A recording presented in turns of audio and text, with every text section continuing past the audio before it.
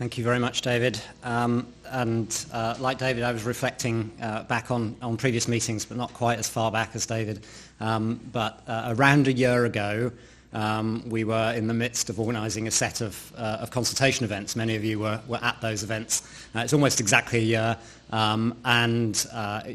it's fantastic the distance we've travelled in that time, and that's partly been or largely been because of the fantastic input we've had. So that, echoing what David just said, let's hope that continues.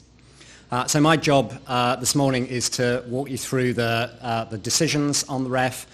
Basically, the position we're at now is that we have the high-level framework, and we're about to move into the phase where we start layering some detail on that.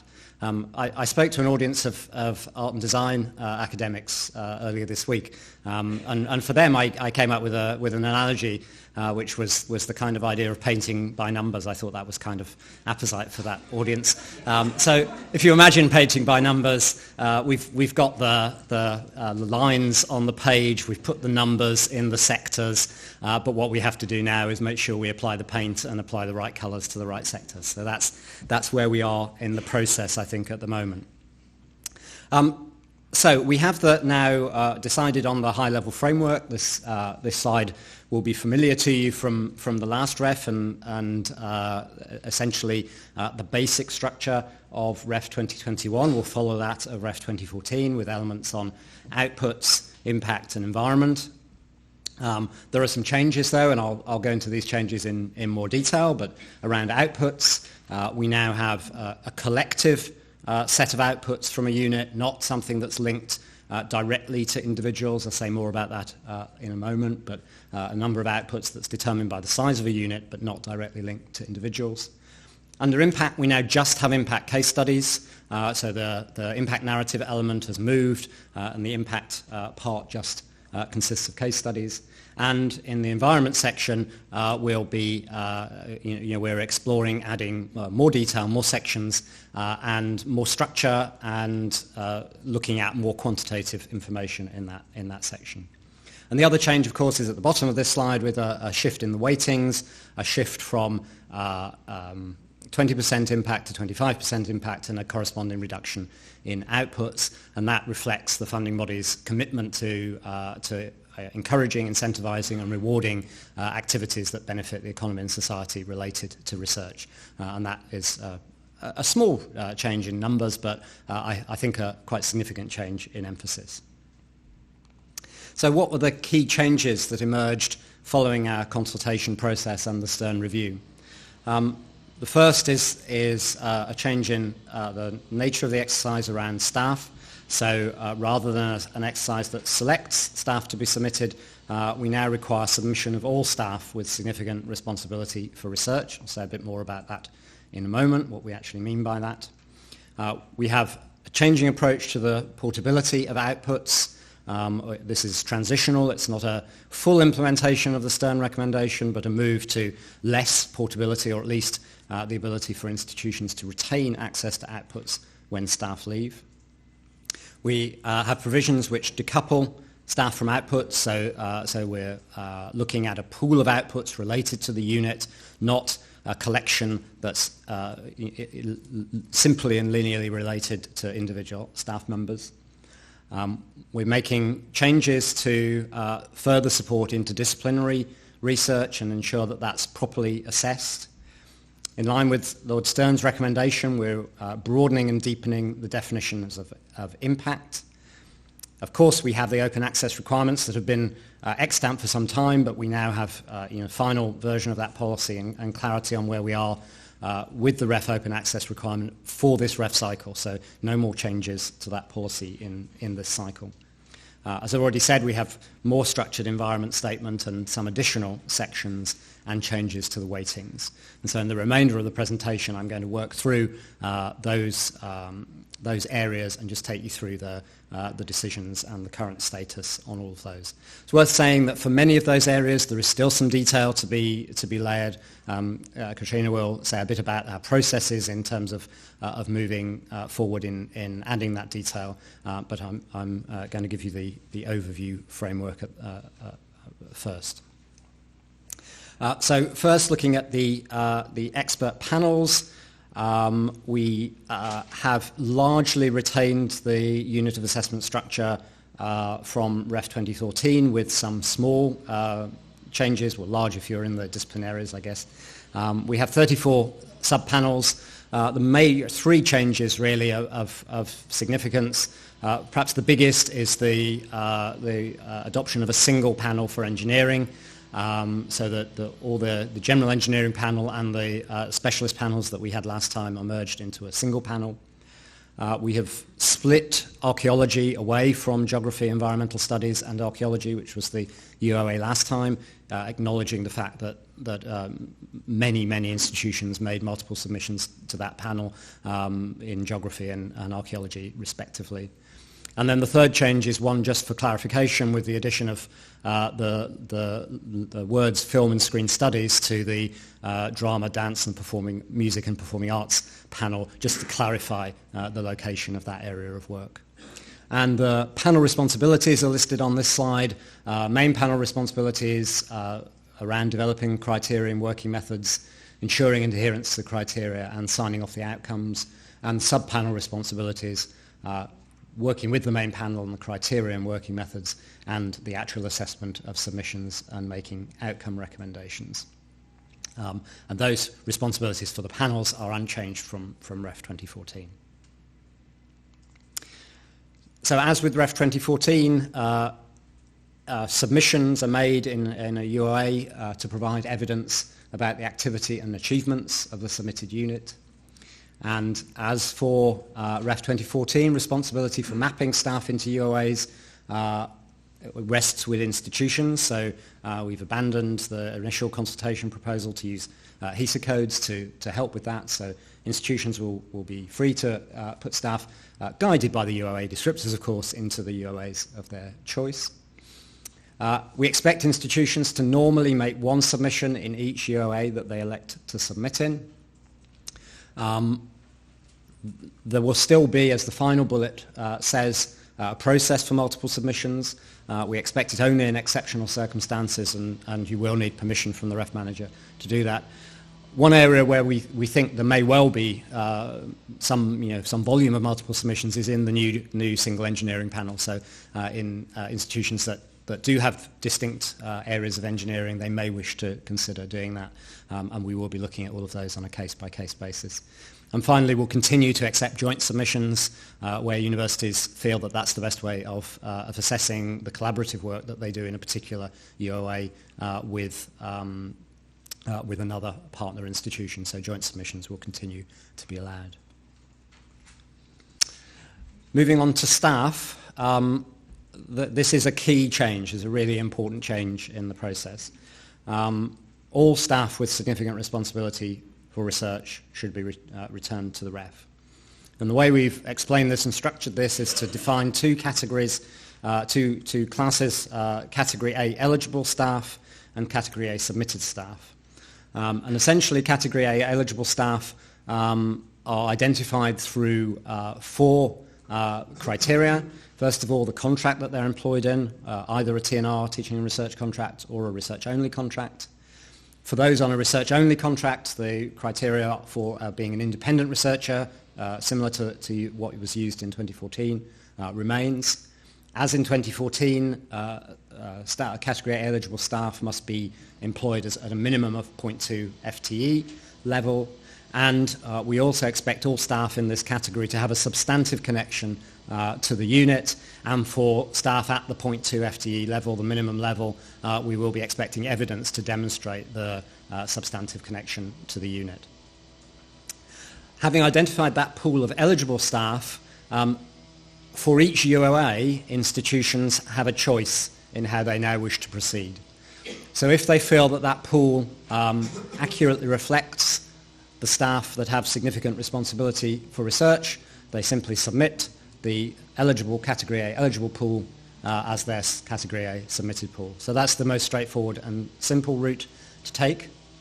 However, if you feel that for a particular UOA in your institution, some staff on TNR contracts do not have significant responsibility for research, then you can exclude them from the submitted pool returning only those who have significant responsibility, but that will need to be done following a process that is set out in a code of practice that we'll be requiring you to provide in advance, and there need to be evidence or criteria and evidence to support those criteria for exclusions of those staff. So, if there are staff who don't have significant responsibility for research, that needs to be evidenced and those staff excluded from the Category A submitted pool. So that's a big change. As I said, you're not, through this selecting staff, merely identifying those staff that meet a certain set of criteria, either simply through those 4 high-level criteria or through more detailed work if you wish to exclude some staff who don't have responsibility. And as I've emphasized, you can choose within an institution to vary this process on a UOA by UOA basis. So, for example, if you think that for most of your institution the top route, the 100% return route, works, but perhaps in a discipline like nursing, where there might be a lot of staff who spend a large proportion of their time on professional practice rather than research, then in that UOA you can choose to have a different process.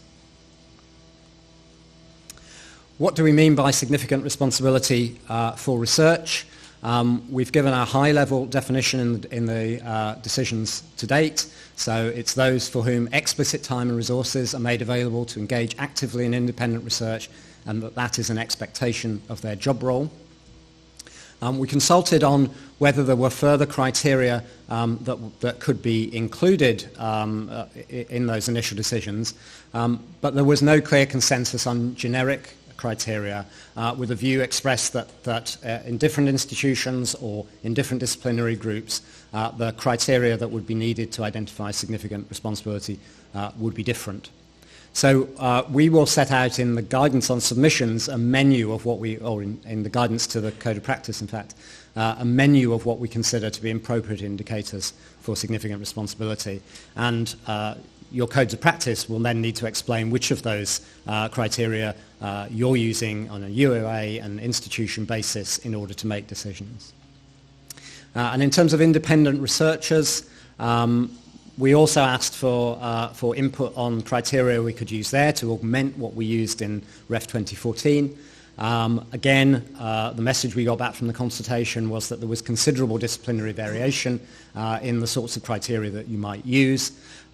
So we will be, again, taking the approach of using a generic definition, essentially the one that was used in 2014, and then listing potential characteristics that could be used to justify research independence as a menu that you can choose from and apply as appropriate. Category C staff are worth mentioning. The class of staff, Category C staff, will continue to apply and will follow the definition used in Ref 2014, which is up on the screen. However, there is a change in that we will be asking you to explain and acknowledge the role of those staff in the environment section. Those staff can, of course, be co-authors on outputs that are submitted in the output section, but we've removed the ability for outputs to be included that only have Category C staff as authors. So we're keen that collaborations with Category C staff, mostly from the NHS, continue to be rewarded and incentivised, but also keen that they have, a substantive connection to the unit, as evidenced by their fact that they're co-authors on outputs. But if you have people who aren't co-authors, you can still explain how they contribute to the vitality of the unit through the environment section. There was some concern with these new provisions that we might be forcing institutions to make some very small submissions with perhaps only 1 or 2 staff in those units. And so we have a process this time round for exclusion of very small submissions. It's optional. You can continue to submit units smaller than 5 FTEs, but if you wish, you can apply to have those staff excluded. The units will be smaller than 5 FTEs. We expect them to normally be a submission that would consist of 1 or a very small number of staff. and that they will usually be in a unit of assessment that the institution has not submitted to before. That is the kind of what we're expecting in that space, but obviously you'll need to consider whether you have any examples like that and whether you wish to apply for those exclusions. Moving on to the outputs, this is a big change, and a big change in the way of thinking about the submission. We're now looking for a pool of outputs that is representative of the unit, rather than a set of outputs, all of which are linked to individual staff. So on the left-hand side of this slide is the mechanism for calculating that number of outputs, and that's a simple multiplier of the category A submitted FTE, and the multiplier is 2.5. So you take the number of FTE in your unit, multiply by 2.5, and that gives you the number of outputs. Obviously 2.5 isn't a whole number, and the FTE is unlikely to be a whole number too. So the number of outputs that you get from that multiplication won't be a whole number, and there's a simple rounding process, so we'll round either up or down to whole numbers to give you the number of outputs. So for example, if you have a unit of 10 staff, 10 FTEs, then that will require 25 outputs to be submitted. How are those outputs assembled? Well, there are basically three things that you need to take into account in terms of making that pool. First of all, each Category A submitted staff member needs to have a minimum of one output associated with them. So this is the only element of coupling of outputs with staff, one output per staff member. The remainder of the submission is then made up of outputs that are associated with current staff or staff who are employed on the census date, up to a maximum of 5, and that part can also include, I'll move on in a minute to portability arrangements, but that can also include outputs from staff who have left the unit but produce the output while they were employed by the unit. So if you go back to my hypothetical 10 FTE unit, you need 25 outputs. 10 of those need to be associated with assuming the 10 FTE is 10 headcount, then 10 of those are associated with with those 10 individuals. That leaves another 15 that need to be found either from those 10 individuals or from other staff members who've left, up to a maximum of 5 per individual. In terms of portability, we have a transitional approach, as I already said, to non-portability of outputs. And essentially, any output may be submitted by up to two institutions. Obviously, it can be submitted by the institution employing the eligible staff member on the census date, so that's exactly as things were in 2014. But in addition, the institution that employed the staff member, the eligible staff member, when the output was demonstrably generated, can also use the output as part of their submission.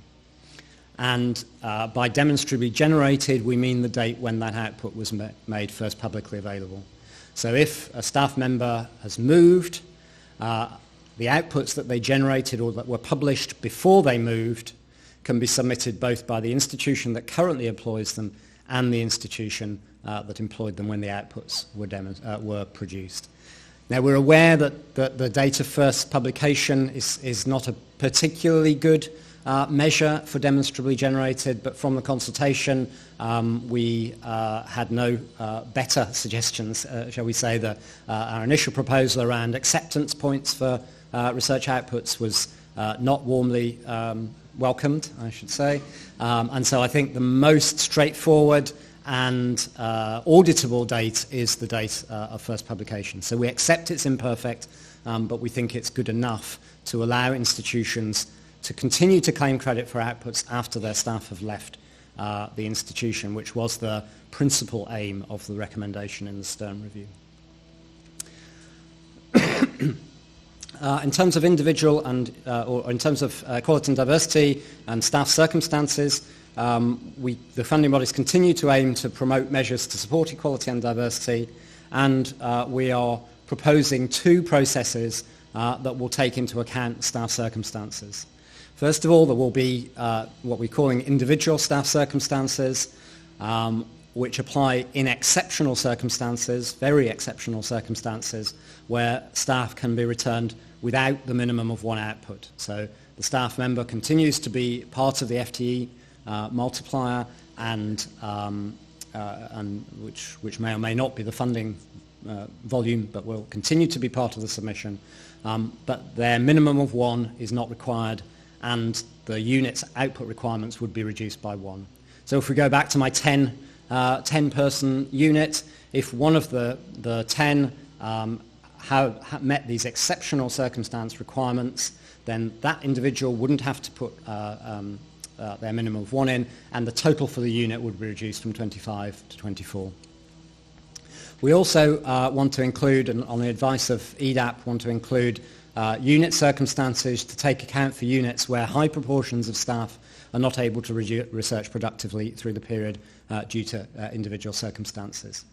And we would, using that, we would that process, we wouldn't be removing the requirement for the minimum of one of staff, but would be reducing the total number required by the unit in response to these circumstances. Now, a lot of the detail around this is still yet to be thought through and worked out. We're working very hard with Diane Berry and her panel, the Equality and Diversity Advisory Panel, to develop the detail on this, and this is something that will come in the guidance and submissions. But broadly, there will be those two mechanisms, two routes for dealing with staff circumstances. So in order to deal with the various aspects of the process, institutions will be expected to produce codes of practice, or a code of practice, that for all units, for all institutions, will cover the processes for ensuring a fair approach to selecting outputs, so to ensure that there is no discrimination taking place during the process of output selection. And for those units that are not submitting 100% of their eligible staff, also the process whereby that selection was made. So we're currently, again, working with EDAP to develop the guidance on these codes of for these codes of practice, and we're hoping to get them to you in mid-2018. And the provisional timetable is that we would require submission of those by spring 2019. And just to preempt a question we got on Monday, obviously if there is any slippage in the first of those two dates, then there would be some slippage in the second of those two dates. So we want to make sure you have plenty of time to produce those codes of practice.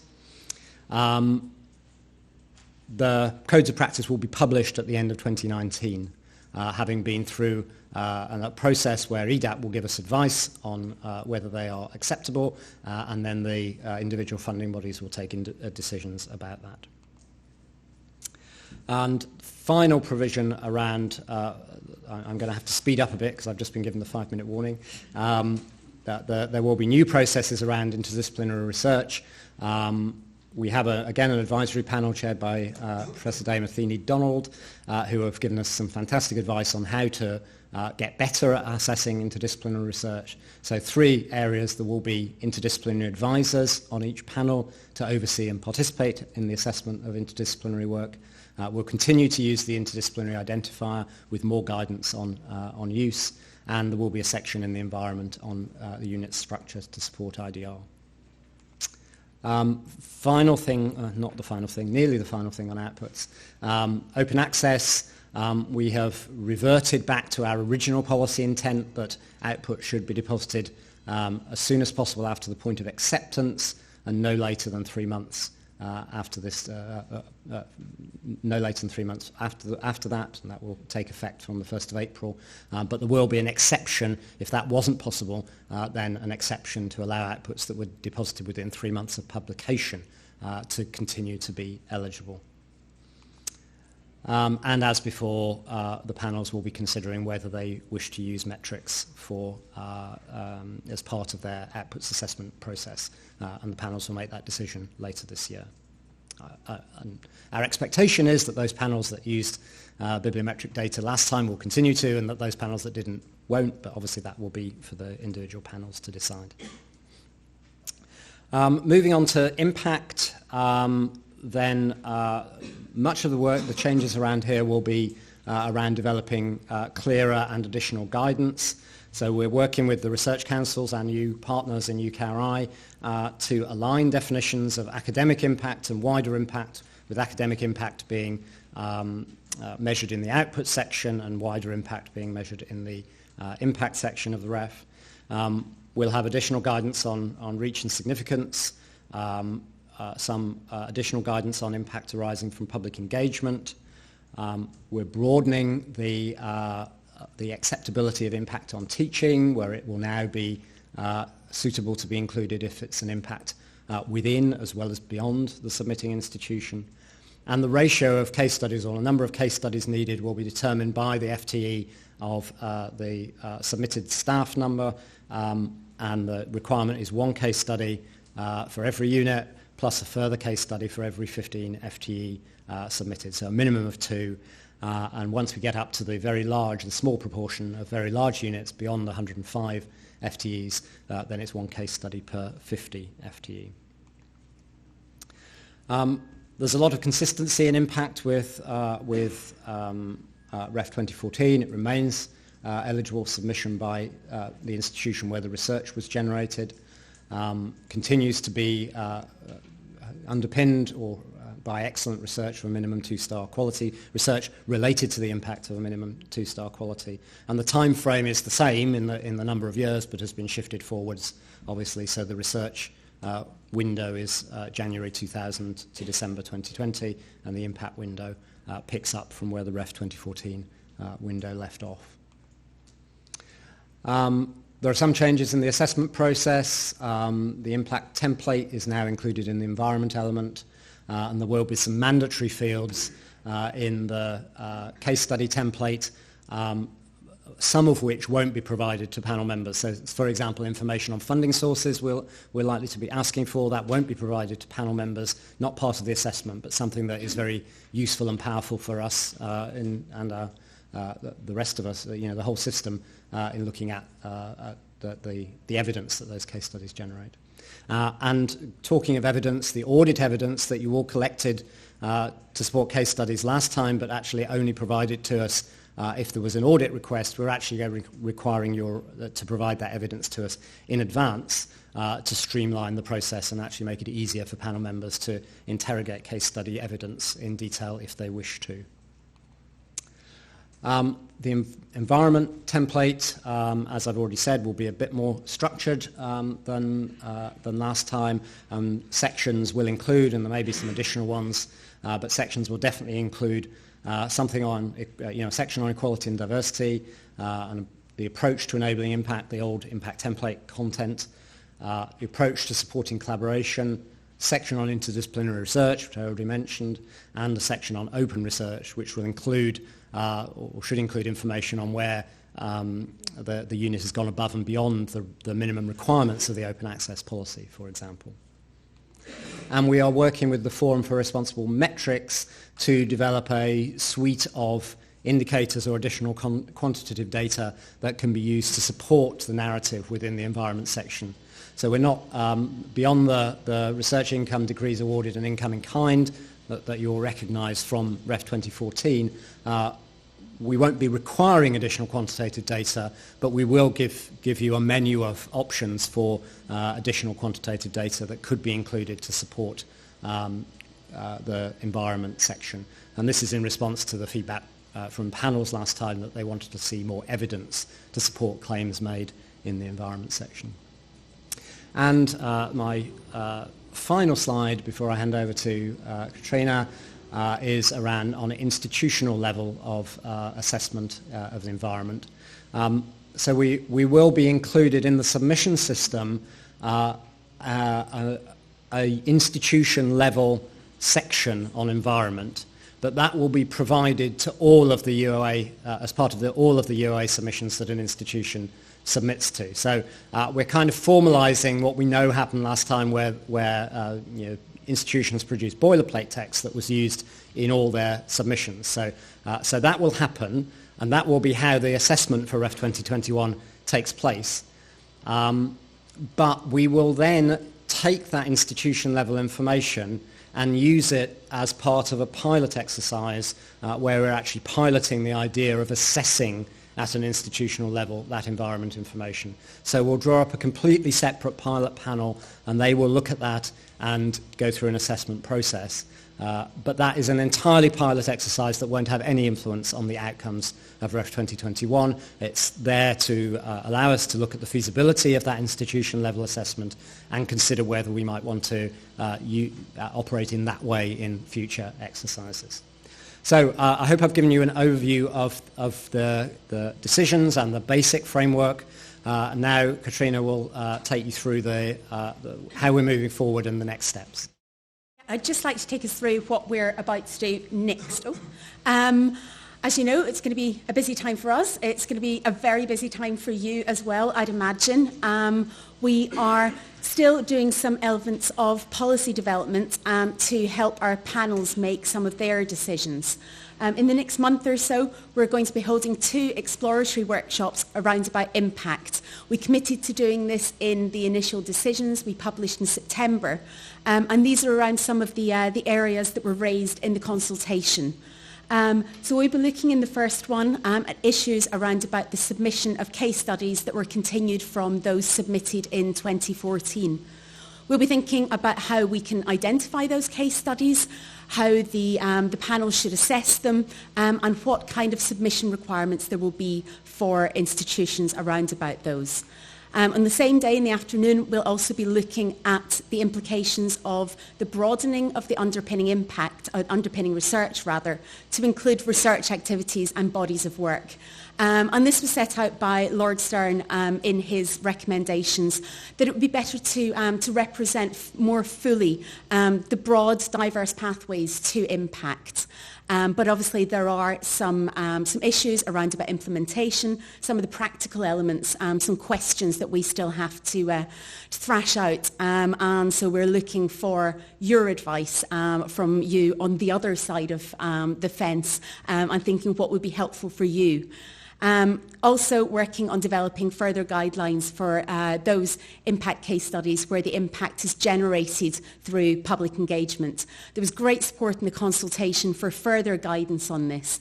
There was a clear sense that while there were many excellent case studies based on public engagement, and a report by NCCPE showed that they scored as highly across the board as those that weren't based on public engagement, there was a sense that institutions had been very cautious around about submitting those types of case studies. So we want to see what we can do to provide clear guidelines that will give institutions the confidence to submit them where they think that those are the truly excellent case studies. The outcomes from those workshops will feed into the panel discussions when they start to meet in March. We will also make the papers and the notes from those discussions available on our website as well. And I would just like to echo what David said earlier, that we really appreciate the engagement from the sector with the issues through the consultation. The first thing I did, apart from being thrown in 2 weeks to talk, was provide a summary of the consultation responses. And whilst that was a mammoth task, it was also fantastic to see the real level of insight and engagement from the sector that has been incredibly helpful for us in forming our decisions. And hopefully these workshops will also continue to take that from the sector. We're also doing a couple of pieces of work around about quantitative data, and there's a working group of the Forum for Responsible Research Metrics that is working on this. As Stephen mentioned, we're going to be looking at the use of quantitative indicators in the environment template, so not mandatory, but providing clearer guidance to institutions on the types of information they might want to include. We've also commissioned a report on the standardization of quantitative data in impact case studies. So this is based on feedback from 2014, particularly from, for example, funders from the research councils, that said it'd be very helpful to be able, when they're evaluating the case studies, to have more consistent use of quantitative data. They were thinking, for example, about citing profits generated, where that might have been given in dollars, might have been given in pounds, might have been given in euros, and thinking about how we can standardise that, even down to something like 1 million being written as 1 and then million, 1, 0, 0, 0, 0. I don't know if that was enough zeros. I'm arts background. And thinking about how to standardize that across the board, that I think will be very helpful, particularly in the evaluation phase post-ref. As Stephen also mentioned, we are undertaking a bit of work looking at the coverage of bibliographic data that we will pass on to the panels to inform their decisions when they're thinking about whether to use quantitative metrics and to use citation data in their work. So that's all the information that our poor panels are going to be kind of bombarded with when they start in March. And as you'll know, we appointed our sub-panel chairs in December, along with our panel secretariat, who are going to hopefully be very, very helpful as we go forward. And we're in the process at the moment of appointing the panel members, both the main panel members and those in the sub-panels. This time round, it's a two-stage appointment process. So in the criteria setting phase in 2018, we are aiming to recruit and appoint enough panel members to cover the diverse specialisms within a unit of assessment.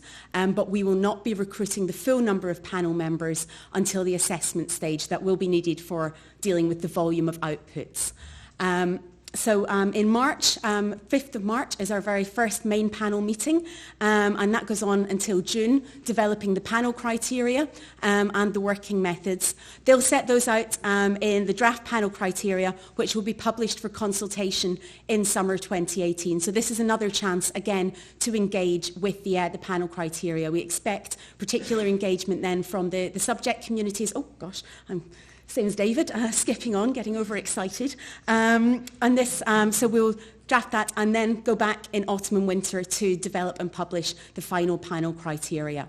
At the same time, the REF team will be drafting the guidance on submissions, so the really boring bits, which I imagine that most of you are concerned with, the very nitty-gritty numbers, data bits. We'll be working on that alongside. That came from the consultation and from feedback as well from last time round, that it would be much more helpful to have guidance and submissions and panel criteria developed at the same time. So that's what we're working on this time.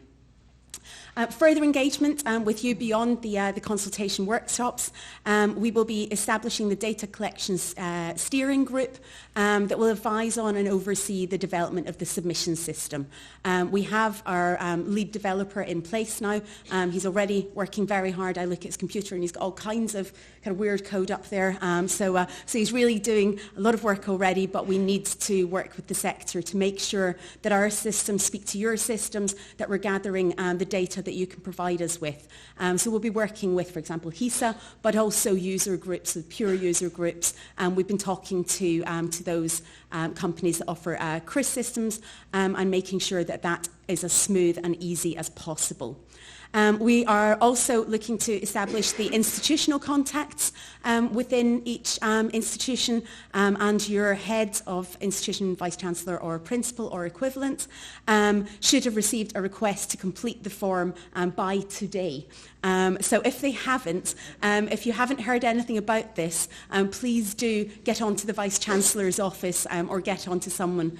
The REF contacts play a really vital role in making sure that we can have clear and consistent dialogue, that every institution is getting the information that it needs, because we do know that things can get held up at Vice-Chancellor level. They're bombarded with letters, emails, and things can get stuck there.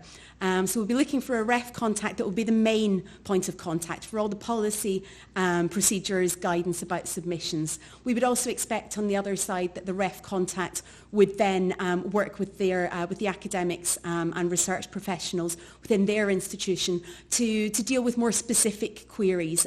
We get quite a few queries through from individuals asking about their very specific life circumstances, and I was on holiday for 3 months.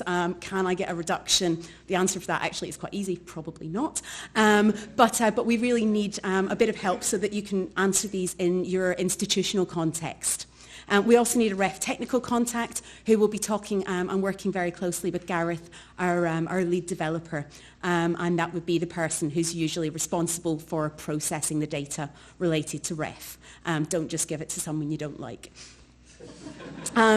So timetable for going ahead, and I was informed just before we started this that there are approximately 91 million seconds left. That was an hour ago, so we can reduce that by a few until we get to the submission phase. So if there are sleepless nights, then do think about it. It is worth it. So we're appointing the panels, and we expect to announce that in the next month. Our panels, as I say, will begin to meet to develop the criteria. We'll start publishing the draft guidance and then final guidance. They'll be including the guidance on the codes of practice. We're completing the preparation of the submission systems in 2019 and working very closely with you on that. And then we head into, in 2020, the big one, the submission phase. And then 2021, we'll be assessing it. So that's, easy. Further information, do look at the website. We're very proud of it. We love our logo. We love our website. Please do check it there. We're making sure we upload as much as possible onto that.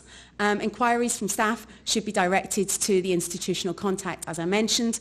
Any other inquiries you can direct to info@ref.ac.uk. And as we mentioned, we will be using we'll be putting any questions we get here into the FAQs as well. So do feel free, if you are the person who's the institutional contact, to pass that on to staff within your institution.